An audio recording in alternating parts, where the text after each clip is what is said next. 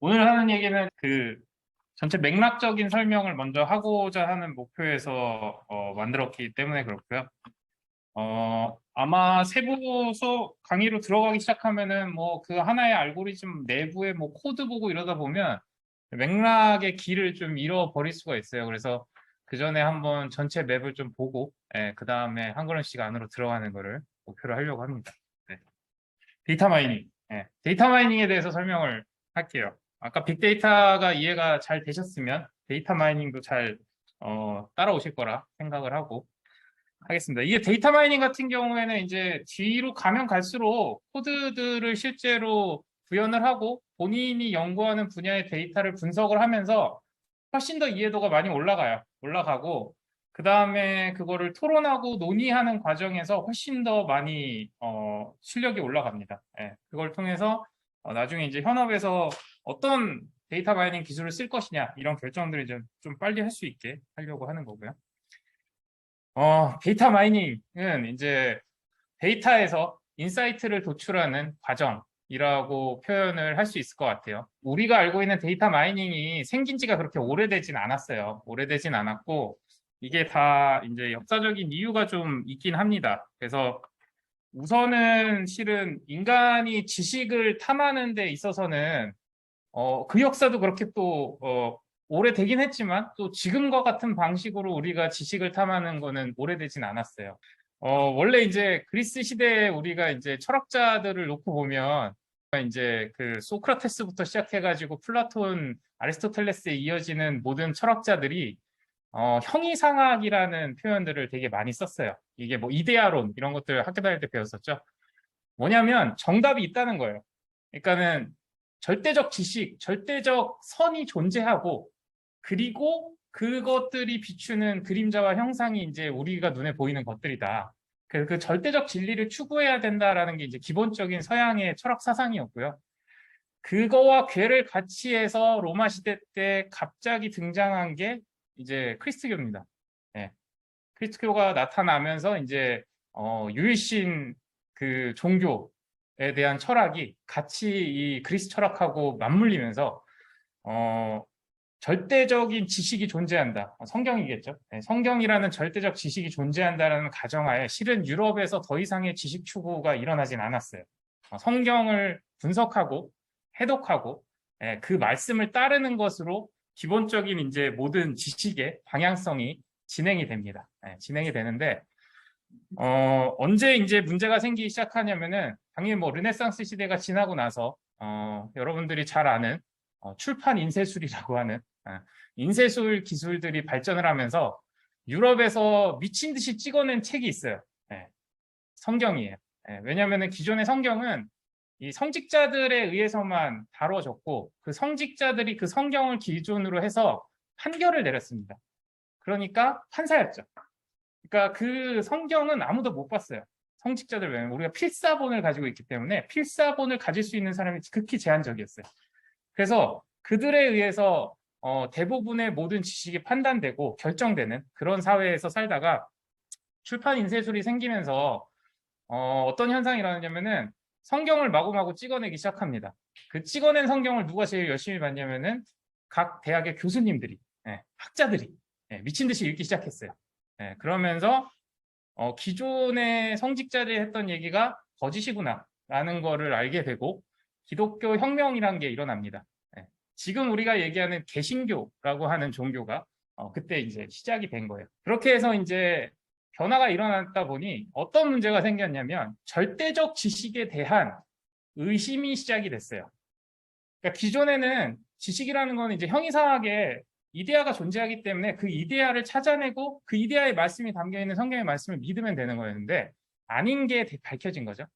아닌 게 밝혀지니까 어떤 일이 일어나냐면은 이 17세기에 굉장히 유명한 이제 철학자들이 나오기 시작합니다. 그래서 여기 베이컨과 데카르트, 이 두 명이 이제 굉장히 중요한 얘기를 시작을 해요. 이제 베이컨은 뭐라고 얘기했냐면 경험을 분석해서 지식을 도출할 수 있다고 얘기했습니다. 우리가 얘기하는 데이터 마이닝하고 똑같죠. 많은 경험을 귀납적으로 그 경험들을 모아가지고 우리가 지식에 도달할 수 있다라고 표현을 했어요.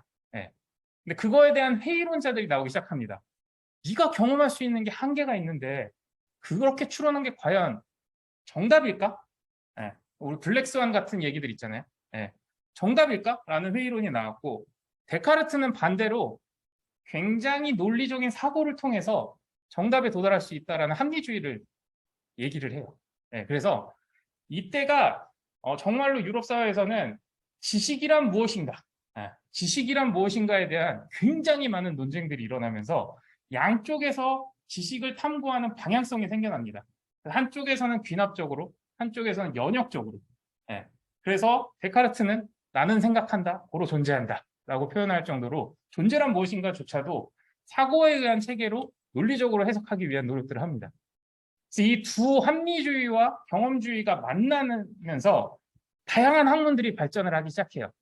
그러면서 19세기에 들어서서 잘 아시겠지만, 이름은 들어보셨겠지만, 피어슨하고 이제 피셔 같은 분들이 나오면서 이때 당시에 이제 임상 실험 이론 쪽에서 이 두 가지 이론을 적절하게 균형을 맞춘 수리 통계학이라는 학문이 나옵니다. 네. 그래서 실은 여러분들이 데이터 마이닝 이전에 대부분 데이터에서 지식을 추출하는 방법으로 제일 많이 쓴 게 통계학이에요. 근데 이 통계학도 역사는 길지 않다. 그러면서 이제 19세기에 이게 만들어지고 20세기까지 계속 유지가 됩니다. 유지가 되는데 요 다음에 뭐가 나왔냐면은 우리한테는 지금 여러분들이 잘 쓰고 있는 컴퓨터라고 하는 이론들이 나오기 시작해요. 그러면서 컴퓨터를 가지고 다양한 연산들을 하기 시작합니다. 사람들이 하기 시작하는데 제일 혁신적인 움직임들이 많이 있었지만 우선은 지금 시장에서는 제일 그래도 큰 이벤트가 57년도에 이 퍼셉트론 이론이라는 게 나오는 게 굉장히 큰 임팩트를 주게 됩니다. 그래서 이게 뭐냐면은 기존에 우리가 컴퓨터에다가 AND, OR, XOR 이런 연산들을 만들어내려면 다 코딩을 했어요. 그냥 이렇게 01이 들어오면은 1이고 00이 들어오면 0이고 이거를 이제 다 이렇게 만들어 넣었어요. 만들어 넣었는데 이 로즌벨트라는 사람이 이럴 필요 없다.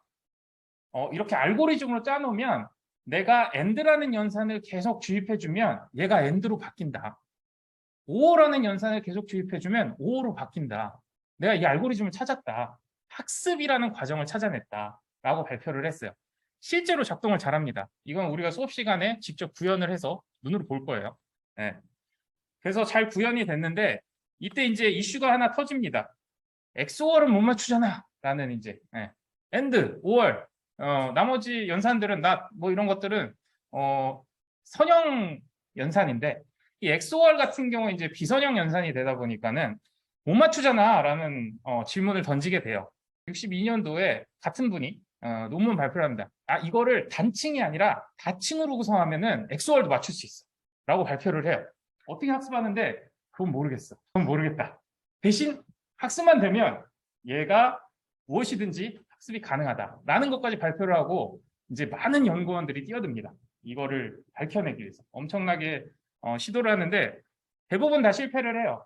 그럼에도 불구하고 이제 계속적으로 연구를 했어요. 연구를 하다가 언제 이제 중요한 꼭지를 맞게 되냐면은 1982년에 이 백프로포게이션이라는 논문을 발표를 해요. 그래서 이제 다층 뉴럴 네트워크이죠. 지금으로 쓰면 다층 퍼셉트론을 학습하는 방법론을 이제 발표를 하는데 이 근거 자체는 어디서 나왔냐면은 체인룰이라고 하는 이제 미분 방법 중 하나, 함수가 함수를 싸고 있을 때 미분할 수 있는 방법론을 이제 도입을 하면서 굉장히 간단하게 피드 포워드 백 프로포게이션이 가능한 알고리즘을 발표를 합니다.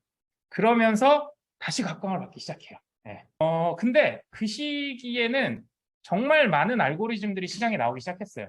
왜냐하면 컴퓨터가 이제 퍼스널 컴퓨터로 많이 바뀌고 그 다음에 컴퓨터의 자원에 접근할 수 있는 사람들이 늘어나고 연구 인력이 늘어나다 보니까는 너도 나도 갖고 있는 다양한 학문을 바탕으로 해서 어떻게 하면은 컴퓨터를 학습시킬 수 있을까? 뿐만 아니라 데이터를 분석할 수 있을까? 이런 논리들로 굉장히 많은 연구들이 이루어집니다. 그래서 80년대에 정말 크게 각광받았던 알고리즘은 여러분들이 잘 들어봤을 것 같은 디시전 트리라고 하는 의사결정 나무 알고리즘이에요. 이게 제일 처음 이제 히트를 치기 시작합니다. 그래서 보시면 쉐이드, 카트, ID3, C4.5 이런 다양한 알고리즘들이 디시전 트리를 학습할 수 있는 알고리즘들로 발표가 되고요. 이게 대부분 80년, 86년, 90년대까지 이제 차지를 합니다. 동시에 뉴럴 네트워크도 계속 발전은 했어요. 발전은 했고 그러다가 이제 95년도에 서포트 벡터 머신이라는 이제 굉장히 강력한 당시에는 이제 최적화 이론, 수치 해석에서 얘기하면 최적화 이론을 이용해서 데이터를 학습할 수 있는 굉장히 강력한 이론이 나옵니다.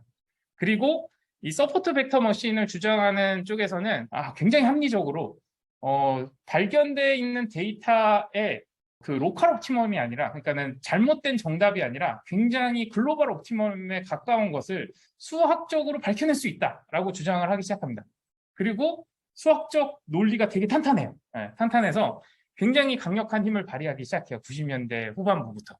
이제 기존에 있던 원래 우리 통계학 이론은 그대로 남아 있고요. 뭐 로지스틱 리그레션이나 이런 것들도 활용을 하면서 동시에 뉴럴 네트워크도 어느 정도 성장을 했고 디시전 트리도 성장을 하고 동시에 소프트 벡터 머신까지 나오면서 정말 데이터 마이닝의 춘추전국 시대가 열립니다. 각자의 출발점이 다르기 때문에 웬만하면은 이런 것들을 하나씩 다 한 번씩 경험해보고 학습해보는 거를 추천을 하지만 도저히 나한테 안 맞다 넘어가도 돼요. 그러나 뉴럴 네트워크는 끝까지 가야 된다. 그래서 이제 다양한 이론들이 나왔고 디시전 트리라고 하는 알고리즘이 뒤에 보면 알겠지만 굉장히 간단해요. 굉장히 간단한데 이 간단한 알고리즘을 쓰다 보니까 욕심들이 생겨요.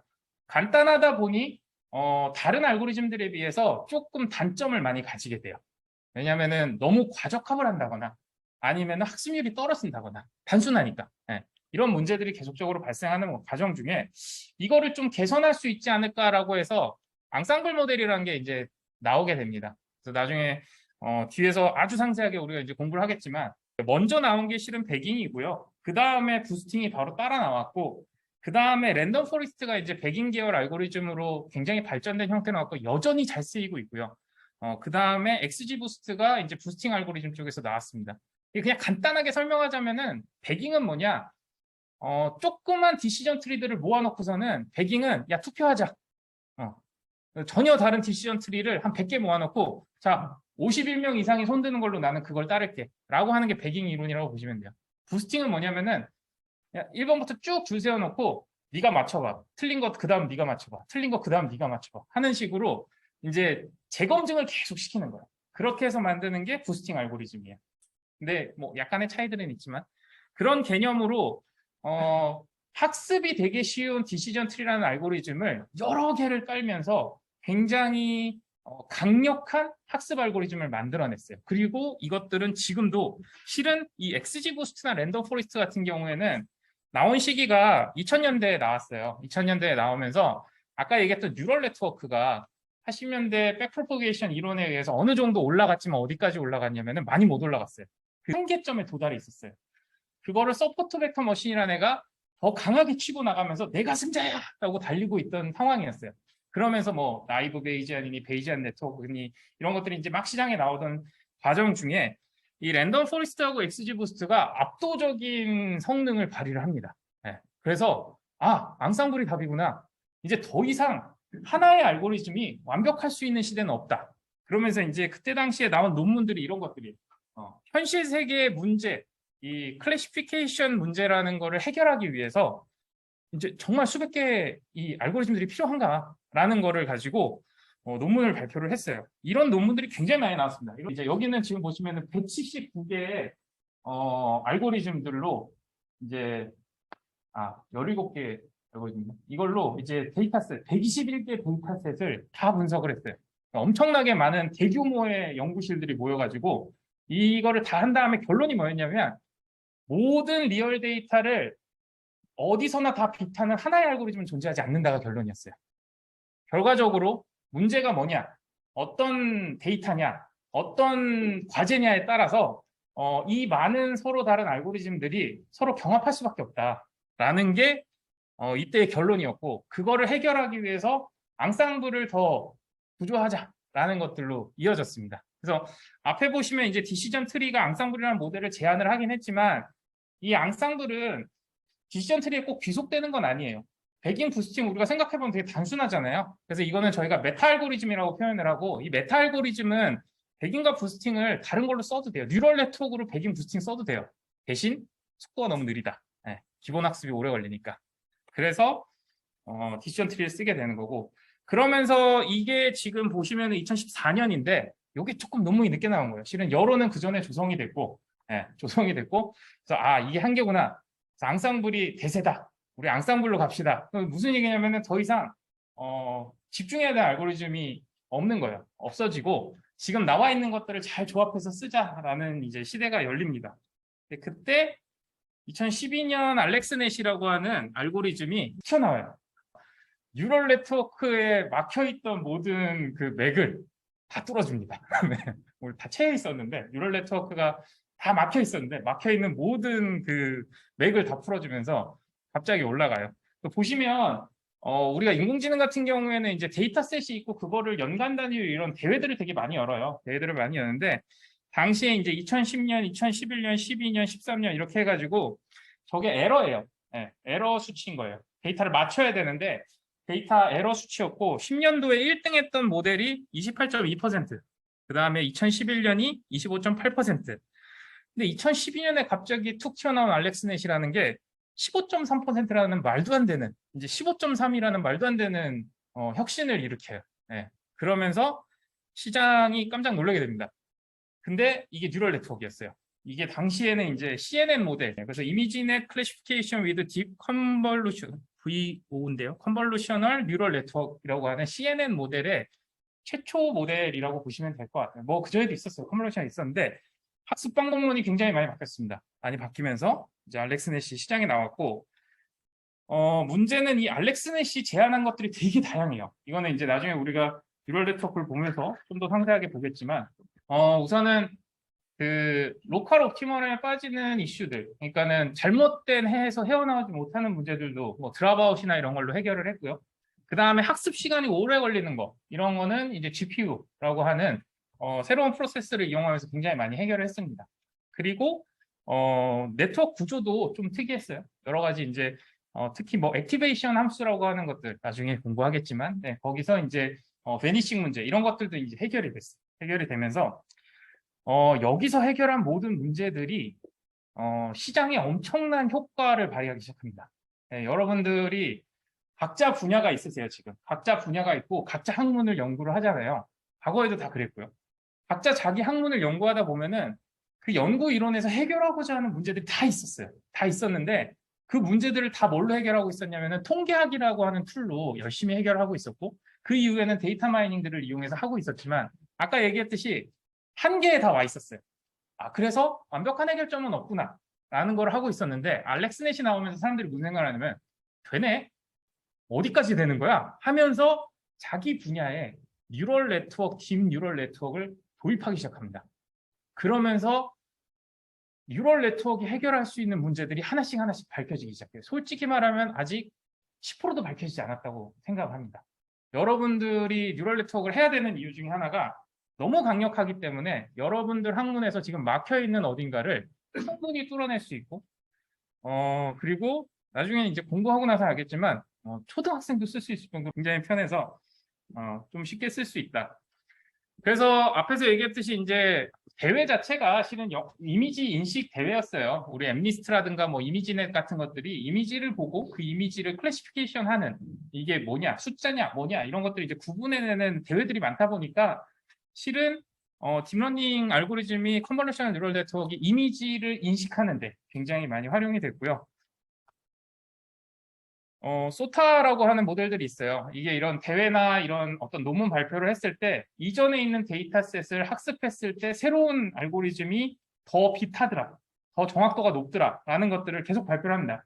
되게 혁신적인 소타 모델들이 있어요. 그건 이제 네트워크를 어떻게 구성을 했을 때 이전보다 훨씬 더 강력하더라, 뭐 레스넷 같은 거, 네, 이런 것들이 이제 발생을 하거든요. 그럼 그런 것들은 나중에 우리가 쓰는 분야에서 활용해도 돼요, 그 모델들을. 그래서 그런 용도 정도로 다양하게 분석이 필요하다라는 거고,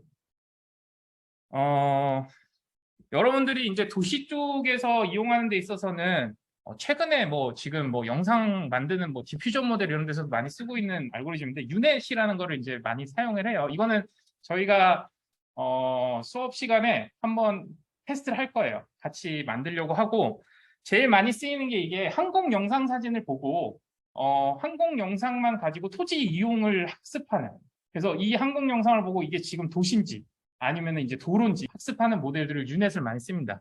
네, 유넷을 많이 쓰고 이게 이것뿐만 아니라 뭐 그 엑스레이 같은 거 찍었을 때 여기에 병변이 있는지 이런 것들 발견하는데도 유넷을 많이 씁니다. 그래서 이미지가 들어가고 이미지의 전체 해석이 나오는 이런 모델들에 많이 쓰이고요. 최근에 뭐 디퓨전 모델에서도 많이 쓰이고 있고 학습도 괜찮게 잘 되고요. 그 다음에 우리나라에서는 지금 항공 영상에 대한 유넷 모델을 그 니아라고 하는 기관에서 AI 학습 데이터를 지금 개방하고 있어요. 그래서 이번에 한번 그 데이터 이용해서 같이 학습을 해보고 나중에 우리 어떻게 활용하면 좋을지 이런 것들 고민하면 좋을 것 같아요. 그 다음에 이제 작년에 수업해보니까 도시 쪽에서 이제 그 뭐라고 할까요? 그 도시 환경 뭐 이런 쪽에서 좀 많이 쓰시더라고요. 이 겐 모델이라고 해가지고 적대적 학습 생성 모델 이 모델을 많이 쓰는데 이게 최근에는 이제 디퓨전 모델로 좀 많이 바뀌긴 했습니다. 바뀌고 있는데 되게 단순한 아이디어였어요. 아이디어 자체는 뭐 술 먹다가 갑자기 생각나서 만들었다고 얘기를 하더라고요. 근데 어떻게 진행이 되냐면은 아까 우리가 이제 이미지 같은 경우에는 앞에 돌아가서 보시면 이미지 같은 경우에는 이미지 원판을 집어넣으면 저 컨볼루셔널이라고 하는 네트워크를 통과를 해가지고 최종의 어떤 벡터로 우리가 생성이 됩니다. 이게 벡터라는 거는 별거 없어요. 만약에 100차원 벡터다 그러면은 그냥 100개의 소수점 숫자예요. 플러스 숫자 100개가 있으면 100차원 벡터라고 우리가 표현을 해요. 100차원 공간에 어떤 점좌표를 표현한 거니까. 그걸 이제 100차원 벡터라고 표현을 하는데 이런 이제 벡터가 생성돼서 그 벡터에서 의미를 추출해서 얘가 사슴인가? 얘가 숫자 3인가? 이걸 밝혀내는 게 이제 컨볼루셔널 모델인데 얘는 되게 단순하게 생각을 했어요. 그냥 아무 숫자를 주자. 100개짜리 벡터를 그냥 랜덤하게 던져주고 그걸로 이미지를 만들어봐. 역으로. 그럼 만들면 엉망인 이미지가 나오겠죠. 나오더라도 상관없어. 그 다음에 두 번째 모델한테 내가 엉망으로 만든 이미지하고 실제 이미지하고를 둘 다 넣어주는 거예요.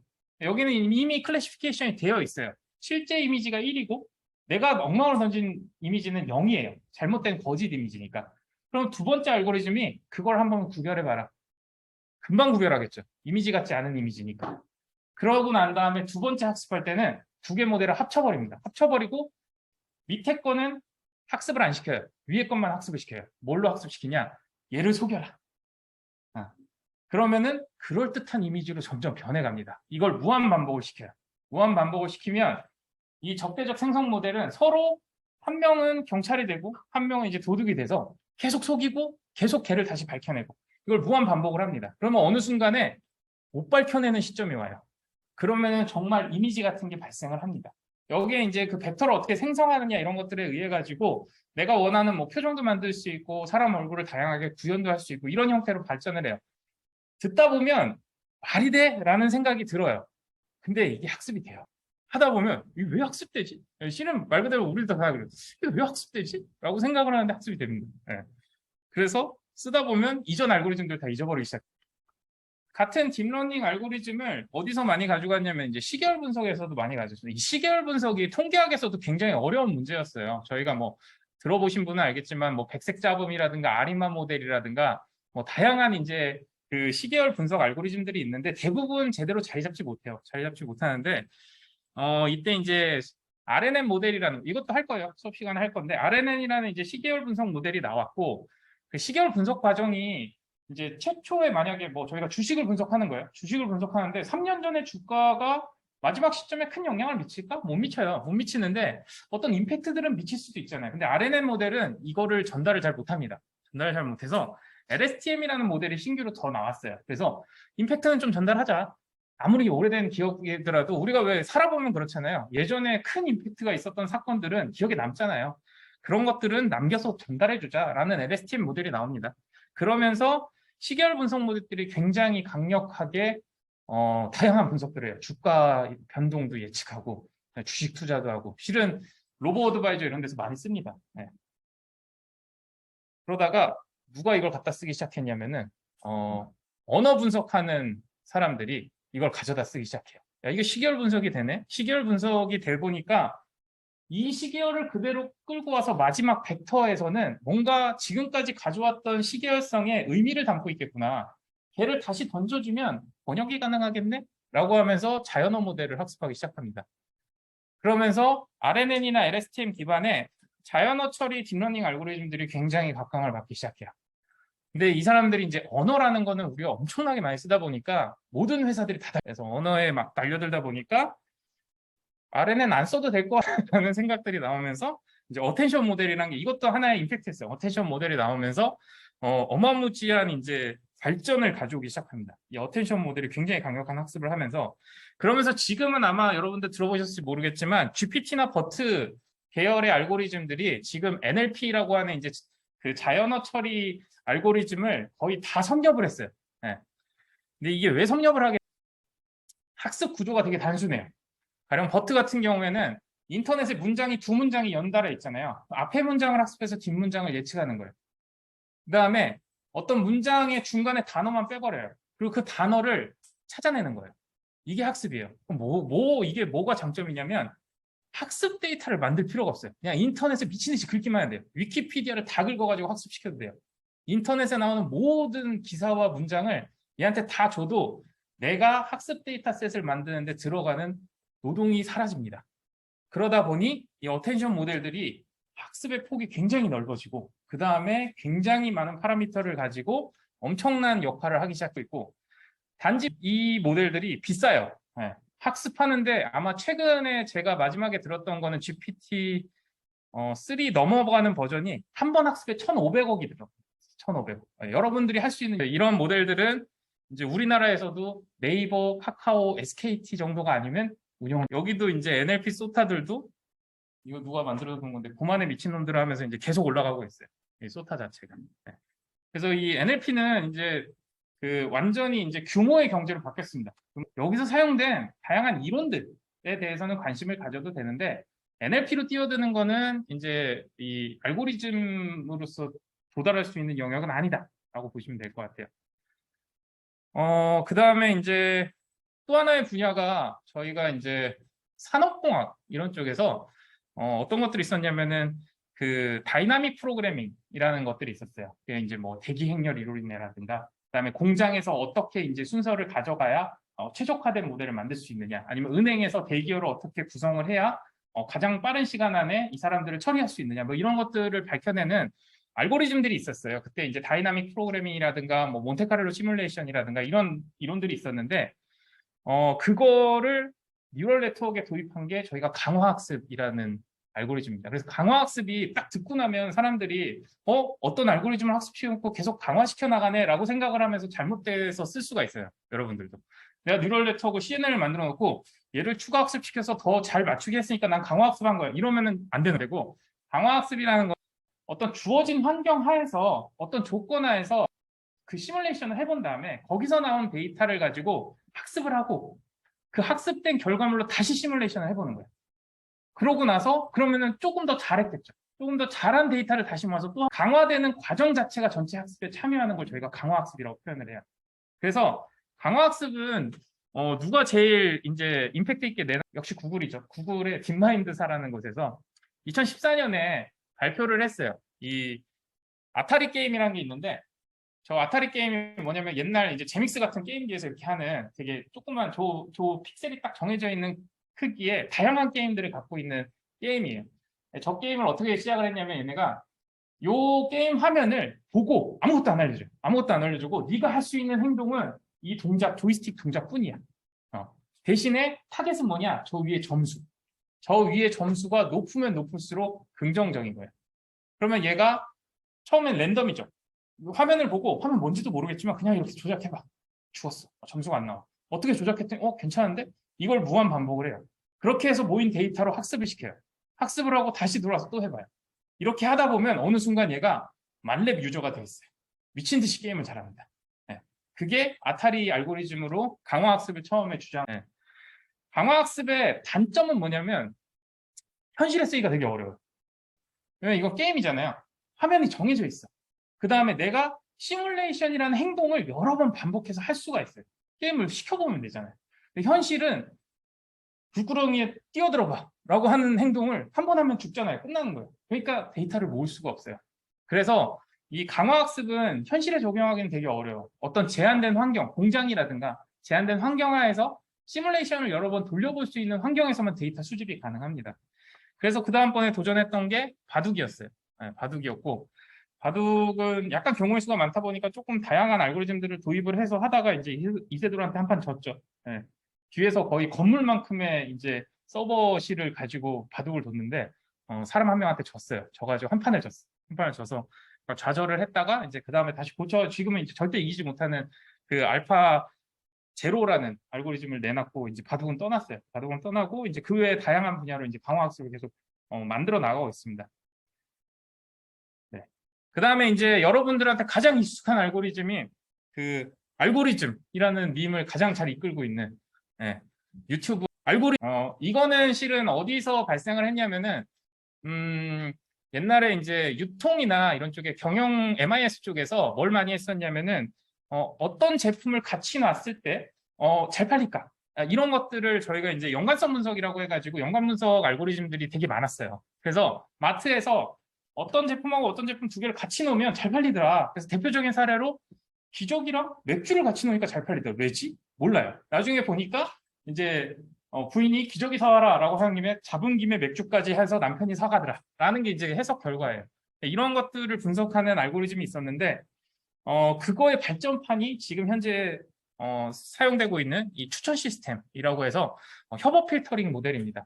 이것도 웬만하면 한번 해볼까 해요. 왜냐면은 지금 있는 대부분의 IT나 이런 쪽에서 굉장히 많이 쓰이고요. 굉장히 파워풀합니다. 굉장히 파워풀한데 도시 쪽에서 아직 안 쓰고 있어요. 안 쓰고 있는데 잘 도입하면 괜찮을 것 같다라는 생각이 듭니다. 그래서 이게 원래 처음에 나온 거는 그 2016년인가 이 넷플릭스에서 대회를 열었어요. 넷플릭스의 영화를 봤던 정보들을 공개를 해서 한번 니네가 알고리즘을 짜봐라. 어떤 영화를 추천하는 게 가장 잘 팔릴 거냐라는 알고리즘을 짜봐라 했는데 어떻게 만들었냐면은 위에는 사람이고요. 옆에는 영화예요. 그런 다음에 이 영화를 선택했다라는 이 매트릭스를 이렇게 두 개로 팩토라이제이션을 했어요. 팩토라이제이션을 하고 나니까 어떤 일이 생기냐면은 요 벡터는 사용자에 대한 벡터를, 뭐 2차원이든 3차원이든 상관없어요. 사용자에 대한 벡터를 의미하고 이 왼쪽 거는 그 영화에 대한 벡터를 표시하게 됩니다. 그래서 벡터가 유사하면 유사한 영화인 거예요. 벡터가 유사하면 유사한 사람인 거예요. 그걸 통해서 추천을 할 수 있는 거예요. 이 유사한 사람들이 본 영화 중에 이 사람이 안 본 게 있어. 그럼 그 영화를 추천하자라는 게 기본적인 논리입니다. 네. 근데 이 팩토라이제이션이라는 게 수학적으로 좀 어려운 과제이긴 해요. 이게 해를 찾는 거니까. 근데 아까도 얘기했듯이 뉴럴 네트워크를 사용하면 그래서 이제 그 학습을 통해서 팩토라이제이션을 하게 됐고 이걸 이제 유튜브가 가져 몇 가지를 더 추가를 해. 네. 이 팩토라이제이션에 추가적으로 날씨도 넣고 뭐 연령도 넣고 다양한 정보를 좀 더 넣어가지고 이제 추천 알고리즘을 만듭니다. 그래서 이걸 통해서 여러분들이 딱 들어오는 순간에 여러분들이 지금까지 봤던 영화를 기준으로 벡터를 추출하고요. 그 벡터를 기준으로 여러분들한테 추천할 영화의 랭킹을 쫙 매겨가지고 가지고 있는 거예요, 동영상. 그래서 동영상을 보여주는 거죠. 그래서 여러분들이 유튜브를 떠나지 못하도록 계속 유혹을 하는 거예요. 이게 이제 콜라보레이티브 필터링이고 최근에 이제 그 엄청나게 성장했던 당근마켓 아마 기술 블로그 한번 보시면은 써 있어요. 우리는 콜라보레이트 필터링을 사용했습니다. 라고. 어떻게 썼냐면은 당근마켓이 이제 글을 올리잖아요. 글을 올려서 그 글 안에 이제 다양한 텍스트들이 있을 거 아니에요.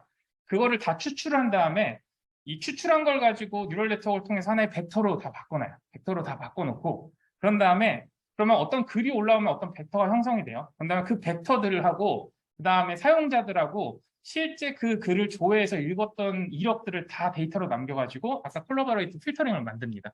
그렇게 하게 되면은 같은 지역인데도 불구하고 지금 B 사용자하고 A 사용자가 있는데 A 사용자는 최근에 본 글이 저 아기 옷들이에요. 그러면은 같은 송동구 옥수동인데도 아기 제품으로 다 나열이 돼요. 그 다음에 B 사용자는 다른 걸 봤잖아요. 그러면은 같은 송동구 옥수동에서 보더라도 전혀 다른 제품 추천을 합니다. 그래서 여러분들이 역시나 당근마켓에서 시간 가는 줄 모르고 눌러보게 하는 여러분들의 시간을 뺏는 굉장히 강력한 알고리즘입니다. 근데 학습 수준 대비해서 학습에 들어가는 공유에 비해서 굉장히 강력합니다. 깜짝 놀랄 정도로 강력해요.